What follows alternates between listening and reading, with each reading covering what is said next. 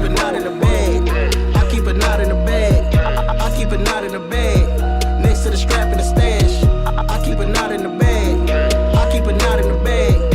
I keep a knot in the bag. Next to the strap in the stash. I know they digging the kid. When it comes to the president, I was proud to see him once again disavow his association, talk about why he does not associate himself with these organizations, these hate groups. He did this back in March of 2016 with respect to David Duke. And he said, he said, David Duke is a bad person. I disavow from David Duke. I disavow from the KKK. He did that in March of 2016. He gave a statement this weekend that wasn't strong enough for a lot of people because he did not name specifically these different hate groups. Was just it strong like enough President. For you? Yes. Yeah, it was strong. Yes, it was strong enough for me because he came out and said, hatred, bigotry, and violence have no place in our society in America, and that was true. And he was talking about the hate sides and not specifying groups. Listen, okay.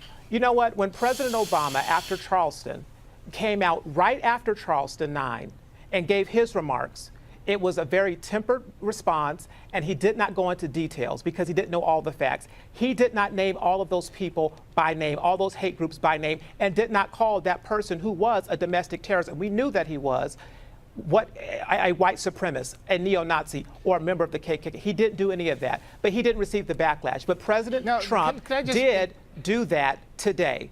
He did it, and afterwards, when Jim Acosta came and asked him about it again, he said, they have been disavowed. They have been disavowed. They have been disavowed. Can I just say something real quickly, Brooke? And the last point to this, Keith, I didn't interrupt you, is that I'm surprised that all of a sudden, we want the President of the United States to be our bishop, our priest, our pastor. If you go back to past presidents, Bill Clinton, Richard Nixon for many instances, or even if you go back to JFK, there have been huge examples of moral failure.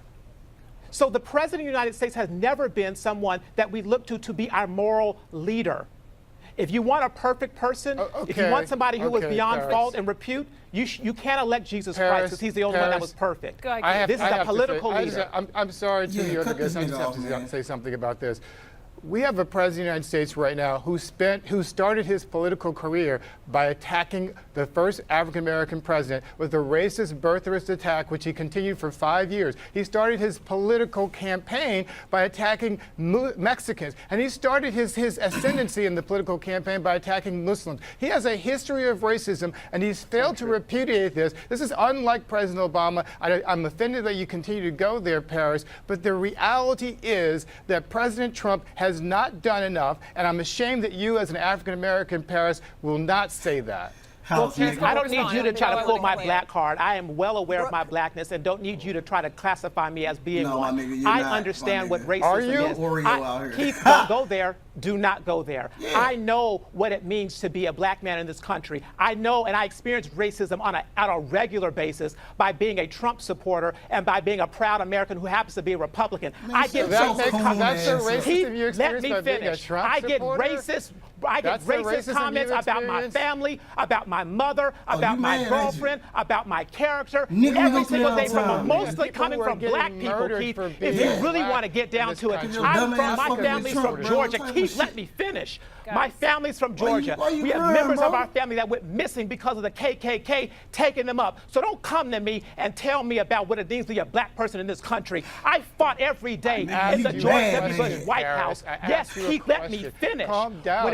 No, I won't calm down because I will not be attacked by you about my blackness because I happen to be a Republican and I listen to our president. Paris, you've really gone off the rails here. I am going off the rails because you have no grounds and no respect to attack somebody like that. You're obviously very sensitive and defensive about this issue. I'll drive down You there. have your own issues and demons to resolve. Get your guests under Keith control. and Paris, just do me a favor. Just Ain't nobody will give me Get under them under control. control because I will not come on the show, be disrespected, and have my office. Oh, you can disrespect African Americans every day when you come on like a the house nigga, bro. And you don't represent them at all. You don't represent 8% of the that voted for You this do, of president. course, Paris. You're the spokesperson. Guys, I'm not their spokesperson, but I happen to be a black person who agrees pleased with this president, Harris, and am proud that he please, stood sir. up there and Good for said you, what he Paris. said, Good for denouncing you. the Klan, denouncing David Booth like he did in Man, March, let old and girl talk. denouncing After he was bigotry forced to and do violence. it. It took him He 2 wasn't days forced to denounce do it. It took He him was 2 not days to forced to denounce do it. David Take Duke. this Oh, take that hold on, conversation, hold on, have hold on. Just it chill. off camera. I really would like to have a need to call substantive each other. conversation Yeah, about well, you More gotta on watch what he cameras talks keep about talking me, too. shit. I understand it Well, with Paris, great shut up, respect. please, for God's sake. Why are you Okay, so doing this? so you're gonna let him call me to tell me to shut up?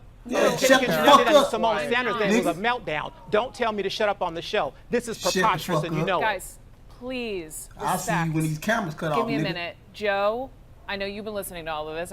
Your eyebrows have been raising. How do you view how the Yeah, let as a the homie conservative, you know, as a beloved member of the Republican Party, we've talked at length about that. How you're listening to the president, listening to this conversation on this show. This is where we are now in Niggas this get country. riled, bro.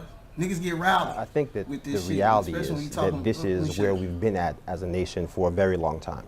True. So I don't think that this is necessarily something that is new. I think that for a lot of Americans, they're just finally realizing the fissures that have existed in this nation for a very long time. I listen to what just occurred right now. It's heartbreaking. Because again, I look at both of you, you are my brother. And regardless of what's happening right now in this country, that we have to find a way to fix these issues as brothers and not tearing each other down, not engaging in black on black He said, intellectual my brothers, crime he in talking prime time. about- he talking You know, about so us. I understand that You we ain't get no brother, frustrated when people suck try ass to nigga. castigate us. You know, I get ridiculous things on Twitter the same way as you do, Paris. And I understand the frustration and the anger, but you cannot drive out hate with rage. You know, and so again, that we need to figure out a way that we can, as a nation, as people, as a community of people of color, as a nation of people that is the tapestry of all different ethnicities, figure out how we can, again, come together, hold hands, and do things differently. I think there are realities that we need to confront on the Republican side as well as just as a nation. I think that when you have a president that habitually communicates in the language of hyperbole, when you contrast that with the statement that That's he a made smart over the nigga weekend, right there, bro. it becomes very difficult for people who have been marginalized, for people who do not necessarily feel like they have felt the warm embrace from this president, to believe that he is being sincere. That is just the outcome of what has transpired, for better and for worse. And so I think, again, ultimately, it's incumbent on us, those of us who have this platform, those of us who have been blessed with the opportunity to have input on issues that impact people's lives, to be able to sit down and say, what is our objective? And then say that there is not one path to get there, but then multiple forces from different standpoints can work together to get us to where we're trying to be as a society. Well, look, let me say this. First of all, nigga, you gotta chill the fuck out, bro. You fuck around with Trump. This nigga don't like you. He don't like niggas, bro. You up here looking worse than Kanye, bro. But look, first of all, calm that energy down. If you had that same energy towards some other shit, maybe you would be good at what you're doing. But, you know, calm that shit down, because I'll drive down there to you. Now, secondly, Trump, bro, this nigga don't like niggas. This nigga don't like Mexicans. I love Mexicans, nigga. I like tacos, real, all that shit. He talking about, nigga, I don't see how you is fucking with this nigga Trump, but check this out. I'm gonna tell you what your president said. It's your president, right? And I quote, he said, grab him by the pussy. Grab her by the pussy. That's your president, bro.